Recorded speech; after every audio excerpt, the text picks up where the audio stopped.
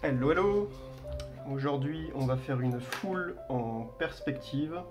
J'ai préparé 3 papiers format A6, donc j'ai simplement coupé une feuille A4 en 4. Et sur chacune de ces miniatures là, j'ai tracé une ligne d'horizon et 2 lignes de fuite. Voilà. Tout simplement 2 lignes qui convergent vers un point qui n'est pas non plus exactement au milieu. Et sur chaque papier que j'ai découpé, je vais faire un fond assez rapidement.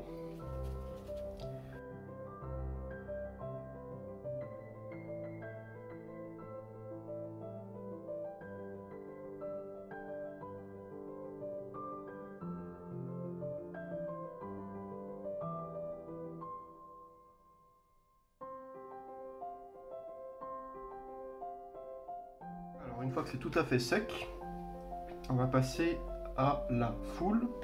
Et ici, il faut faire attention à une seule chose. Sur ce premier essai, on va faire attention à ce que le corps des personnages, donc le haut de la patate, arrive juste en dessous de la ligne d'horizon. On va faire des personnages de différentes tailles, mais quelle que soit la taille de la patate, le haut arrivera toujours à peu près au même endroit sous la ligne d'horizon.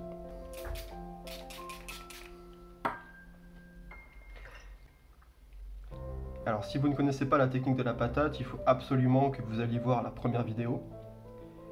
Et sinon, bon, vous savez que la patate, c'est juste faire des tâches aléatoires et irrégulières qui correspondront ensuite au corps de nos personnages. Donc, on ne se pose pas de questions, on va très vite, on fait quelques marques et on ne revient pas dessus. Allez, une grosse, une petite, une moyenne, une petite, une petite, une petite, une grosse, une super grosse, une moyenne plus petite, petit, tout petit, tout petit, tout petit, tout petit, tout petit, allez, une grosse. Petit, des petits points à l'horizon, tac, tac, tac, tac, tac. Allez, il en manque peut-être quand même une grosse ici. Et allez, une moyenne ici. Voilà, terminé. Ensuite, deuxième étape, les petites têtes. Alors bon, les têtes, bien sûr, il faut adapter leur taille à la taille des corps que vous avez fait. Et vous voyez donc, en ayant fait le haut de la patate qui arrive en dessous de la ligne d'horizon, légèrement en dessous de la ligne d'horizon, les têtes vont être pile sur la ligne d'horizon.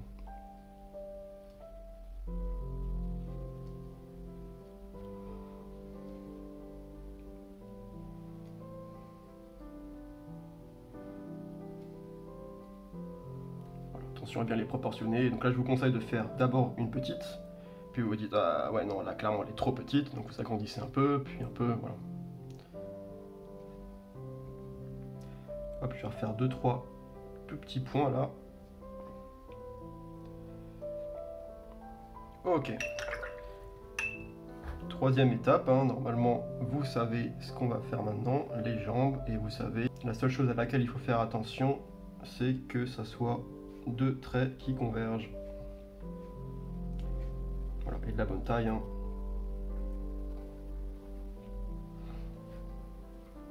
Et donc forcément, vu que les hauts des patates arrivent au niveau de la ligne d'horizon, et que les patates sont de différentes tailles, et que les jambes sont proportionnées par rapport à la taille de la patate, mathématiquement, le bas de la jambe n'arrive pas au même endroit. Ce qui est tout à fait normal, et vous allez voir la magie s'opérer. Je sais pas ce qu'il y a de plus magique entre faire apparaître des personnages à partir de rien ou créer de la profondeur à partir de encore moins, quoi. Hop là.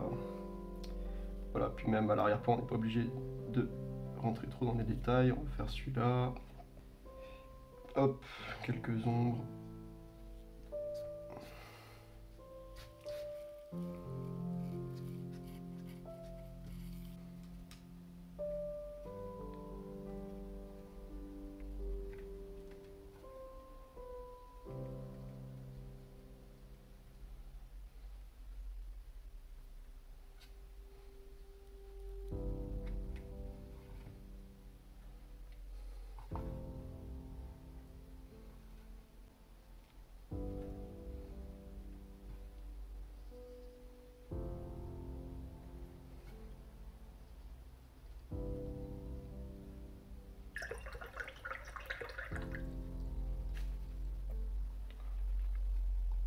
aussi faire des ombres au niveau des jambes. Je crois que je ne vous avais pas montré ça lors de la première vidéo, mais donc là ma source de lumière vient encore de la droite.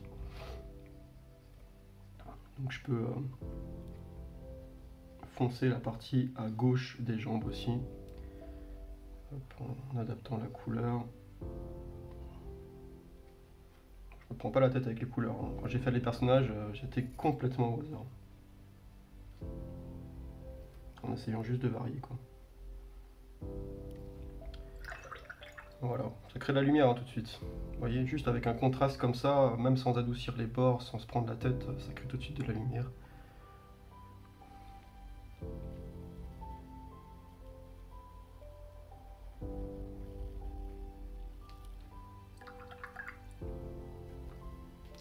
Et voilà pour cette première foule. On va pas aller plus loin, hein, c'est pas une démo, c'est juste un tuto. Et je vais vous montrer un truc important par rapport à la perspective. Alors, pour cette deuxième foule, on va faire exactement la même chose que précédemment. Sauf que cette fois, on va faire en sorte que le haut des patates n'arrive pas légèrement en dessous de la ligne d'horizon, mais que la patate soit à cheval sur la ligne d'horizon. Pour tout le reste, c'est exactement la même chose. Allez, c'est parti. Voilà, la patate est à cheval sur ma ligne d'horizon. Et comme avant, hein, je varie les formes. Prendre beaucoup de pigments. Hein. Limite, ma peinture est opaque là, tellement j'ai de pigments, mais pas de souci. Bien penser à varier les tailles. Hop.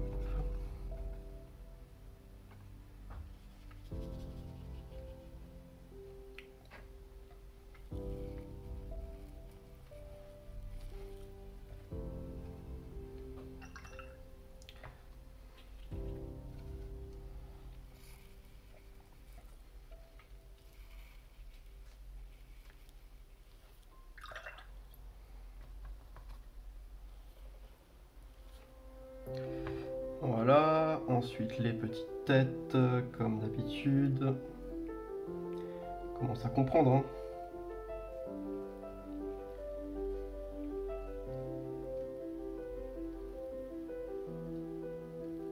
Bien proportionné par rapport au corps. Toujours petite par rapport au corps, bien sûr. Hop, hop, hop.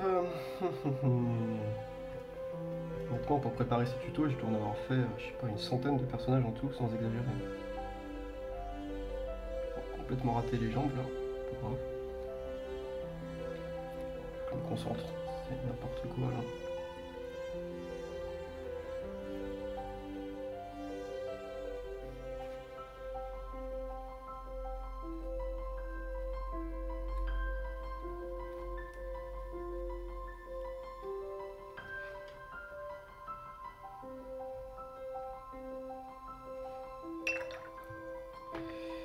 Ok. Faire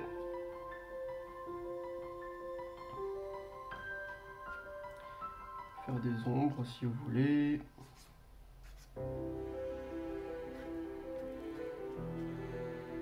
Alors, j'hésite pas à faire un peu n'importe quoi. Aucun souci. Voilà, je triche un peu. Bon, je vais volontairement très vite, hein, c'est aussi un petit défi pour moi.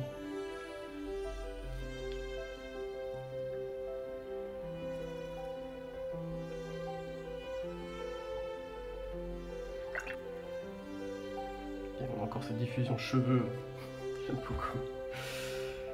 Ok.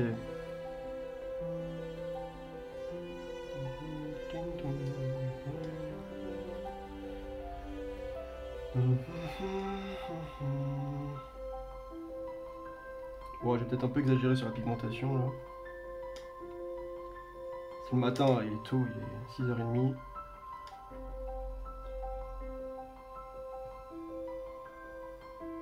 Je suis pas encore très chaud.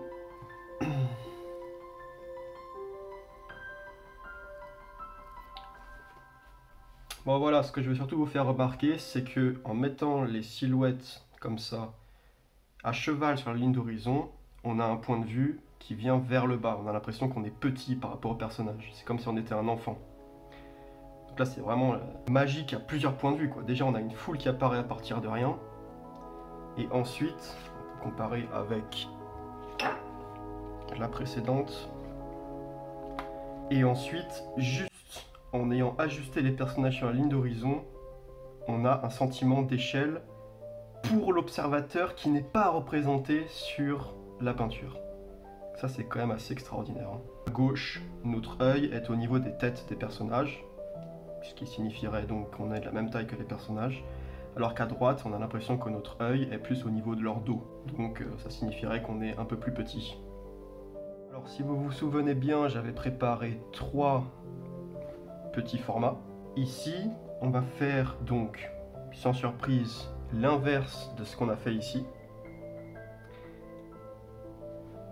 On va faire en sorte que les patates arrivent largement en deçà de la ligne d'horizon. Donc typiquement, on va les faire arriver en dessous de la zone que je trace. J'espère que vous pouvez voir. Il y a une légère ligne de fuite. Ok, voyons ce que ça donne.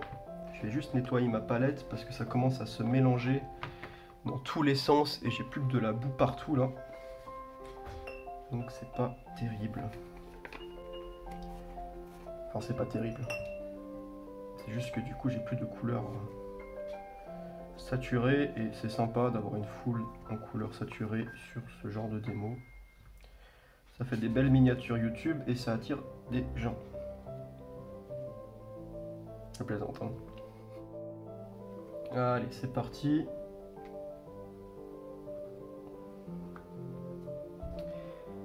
C'est parti. Pop pop pop. Pop pop. Pop pop pop pop. Pop pop pop. Pilipon. Pop pop pop. Bom bom bom bom.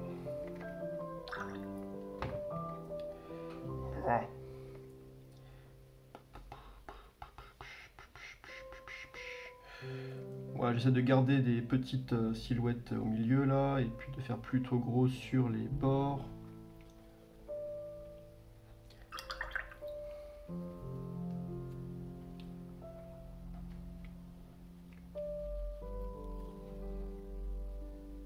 On peut un peu déroger à la règle, hein, sinon ça va être trop régulier.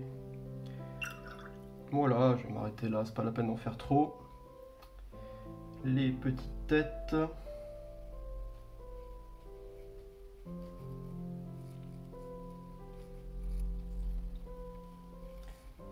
Je peux en faire encore d'autres là. Petite suggestion. Vraiment, quand ils sont loin, hein, c'est vraiment juste des marques, hein, c'est des taches quoi. Et vu qu'on a quelque chose d'un peu plus défini, pas beaucoup plus, mais un peu plus, au premier plan, on comprend. Du coup, si votre cerveau repère une silhouette au premier plan, on comprendra que ce qu'à l'arrière-plan, c'est très probablement aussi une silhouette. Ok. Hop là, 2-3 pantalons. Tiens, on va faire une petite jupe là, pour changer.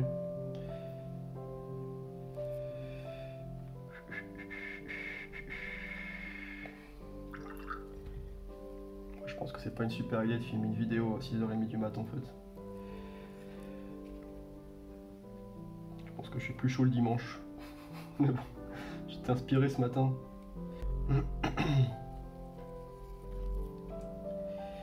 Et là, vous vous rappelez hein, les jambes, triangle inversé, convergente.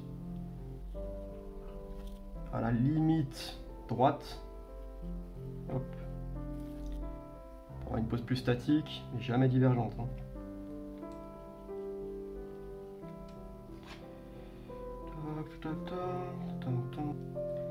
C'est vraiment un jeu d'enfant. Voilà, voilà. On va attendre légèrement que ça sèche. Pour les ombres de celle-là, je m'étais un peu emballé, j'étais allé trop vite et du coup quand j'avais passé le doigt, le pantalon était pas sec, donc ça avait poussé tout le pigment. C'est pour ça, un peu d'impatience. Thibaut impatient. Sèche, sèche, sèche, sèche, sèche. Bon, de toute façon, vous voyez déjà l'idée. Si vous avez comme ça une foule, mais les têtes n'arrivent pas au niveau de l'horizon, eh bien vous avez l'impression d'être plus grand ou d'un point de vue surélevé par rapport à la foule. C'est encore une fois assez magique. En fait, la règle en perspective, c'est que votre œil est au niveau de la ligne d'horizon. Donc forcément, si jamais les personnages sont en deçà de la ligne d'horizon, votre œil est plus haut que les personnages, vous êtes donc plus haut que les personnages, enfin le spectateur. A l'inverse, si les personnages sont au-delà de la ligne d'horizon, alors votre œil est au niveau de leur corps et non de leur tête. Vous avez donc l'impression d'être plus petit. Et dans l'exemple le plus simple, où là on n'a pas à se prendre la tête avec des lignes de fuite, eh bien les têtes sont au niveau de l'horizon, toutes les têtes sont au même niveau, la vôtre aussi, et donc vous avez l'impression d'être de la même taille que la foule. Vous voyez que là j'ai un peu triché entre guillemets parce que j'ai fait quelque chose sans vous le dire. Je me suis quand même débrouillé moitié consciemment pour que les têtes s'alignent sur une ligne de fuite. C'est quand même pas totalement aléatoire la taille des personnages, mais je ne veux pas non plus trop rentrer dans les détails de la perspective, pour aujourd'hui en tout cas. L'idée c'est de se concentrer sur des silhouettes, c'est un prétexte pour s'entraîner. Ok, donc je pense que là, je vais faire des ombres. Voilà, on va faire des grandes ombres. Allez, allez.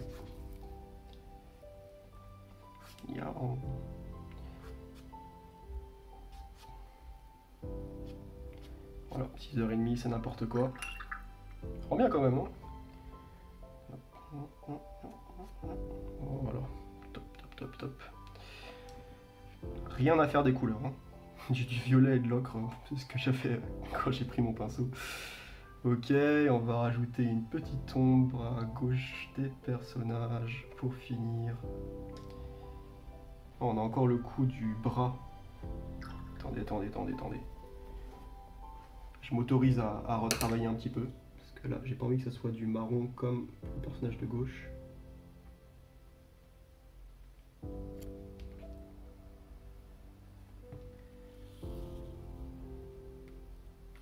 Voilà. Et là, tac, tac, tac. Voilà. Magnifique. Ouais, définitivement, 6h du matin, c'est pas top, hein.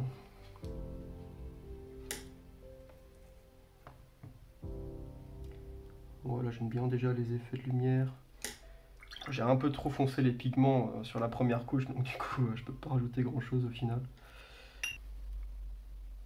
Dans la prochaine vidéo, je vous montrerai des exemples de silhouettes peintes par des peintres professionnels, notamment Yulia Karchelan, qui peint des personnages très opaques.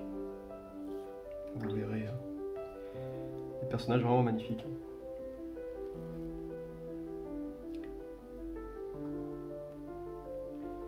Bien plus beaux que les miens.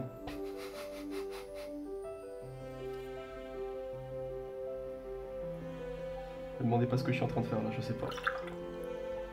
Tiens, peut-être on peut essayer un truc, tant qu'on y est, dans les bêtises. Vu que j'ai mis trop de pigments sur la première couche, peut-être que la lumière, on va la trouver en enlevant des pigments.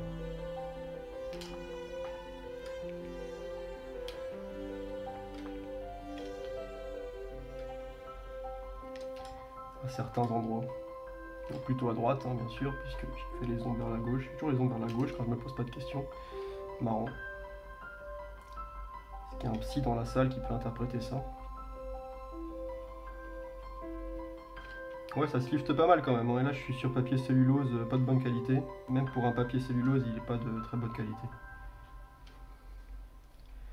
Je suis vraiment avec du matériel d'entraînement.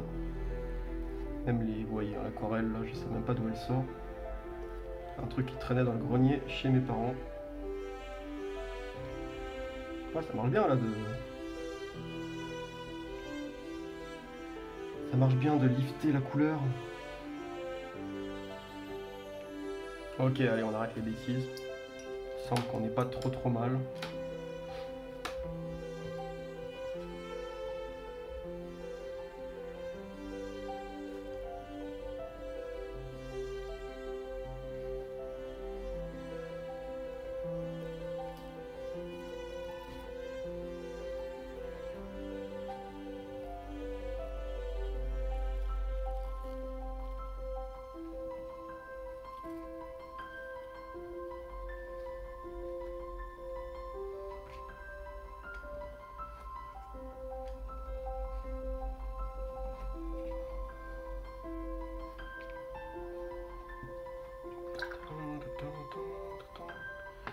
Je ne sais pas ce que je fais.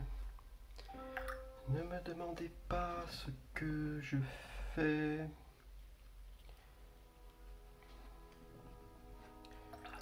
C'est une foule qui marche à la campagne.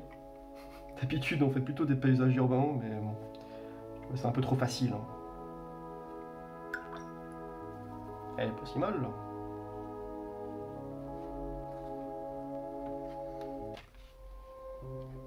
Tiens, vous voulez un paysage urbain? Vous voulez des immeubles? On peut faire des immeubles. Alors là, le point de fuite, il était là. Tac.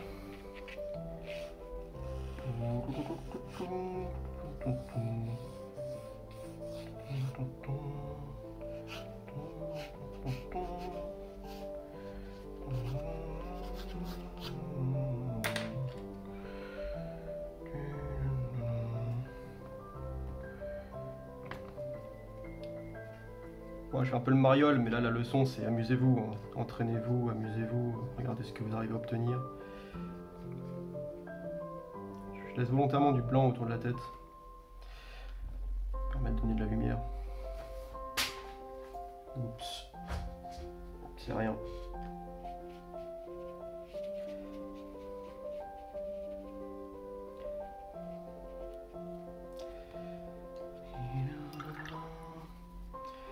Voilà, pour le coup, hein, pas trop pigmenté.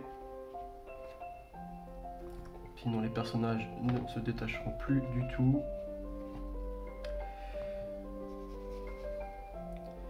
Des formes, encore une fois, assez libres.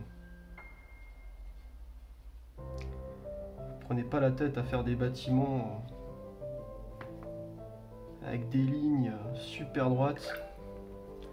Vous voyez là le coup de ce contour qui est pas du tout droit, qui est très irrégulier. Ben, on interprète ça au final, quand on voit ça, surtout quand on voit ça de loin, on interprète ça comme une variété de toits et de bâtiments divers. Hop, je vais rebalancer 2-3.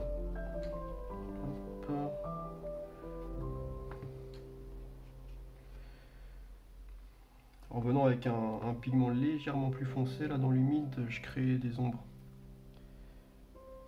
Et vous voyez que je la crée encore une fois plutôt à gauche. Quand vous revenez dans l'humide comme ça, il faut qu'il y ait assez de pigment, alors pas trop non plus, parce que sinon encore une fois, ça va être trop foncé et les personnages vont plus se voir. On va perdre le focus.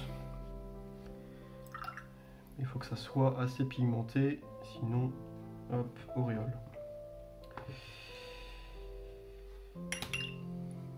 Et si vous voulez des diffusions, il faut quand même que ça soit assez aqueux, donc il faut trouver le dosage quoi, en s'entraînant. Encore une fois, c'est que de l'entraînement. Par contre, j'ai un peu oublié de les faire descendre jusque là. Sinon, ça va faire bizarre. Hein. Qui descendent au niveau de la ligne de fuite, en accord avec les personnages. La perspective, ça peut être piégeur. Il y a pas mal de petites subtilités. Enfin, les principes de base, c'est simple, hein, une ligne de fuite. Je sais pas pourquoi les gens parfois ont peur de la perspective. Hein, le principe est simple, hein, une ligne de fuite et tout converge vers la ligne de fuite. Surtout là où il n'y a qu'un seul point de fuite. Mais il peut y avoir des petits pièges, même sur une perspective à un point.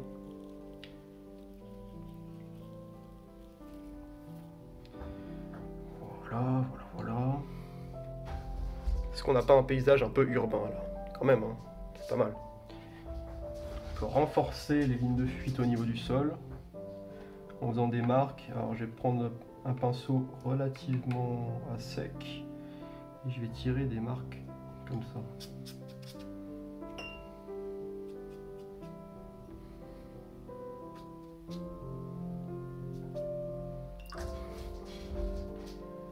Et je vais casser ça au premier plan. Voilà, je crois qu'il est quasiment 7 heures, mais je fais encore n'importe quoi. Intéressant. Là ça donne n'importe quoi, mais finalement ça donne une impression de mouvement. Je vais pas repasser dessus, c'est très bien. Allez, je m'arrête là. Il est temps d'aller prendre le petit-déj. Donc j'espère que ce petit tuto bonus vous aura plu. Avec donc, hop. Est-ce que je peux les mettre toutes dans le cadre? Oui, quasiment. Quasiment. Limite, je peux cacher quelque chose qui me plaît pas. Le personnage à droite, là, il est pas terrible. Hop, on va le cacher comme ça. Ouais, parfait. Parfait. Ah, j'ai directement ma miniature en plus, du coup. Top. Donc dans le premier cas, on a positionné les têtes au niveau de la ligne d'horizon, ce qui veut dire que la caméra, en quelque sorte, l'œil du spectateur, est à une hauteur égale à la taille des personnages. Dans le deuxième cas, la caméra est plutôt au niveau du sol, puisque les têtes et le haut des corps dépassent de la ligne d'horizon. Et dans le troisième cas, c'est l'inverse. Comme les personnages sont tous en deçà de la ligne d'horizon, on a l'impression que la caméra est surélevée. Voilà, vous l'aurez compris, au final c'est juste un prétexte pour refaire des patates.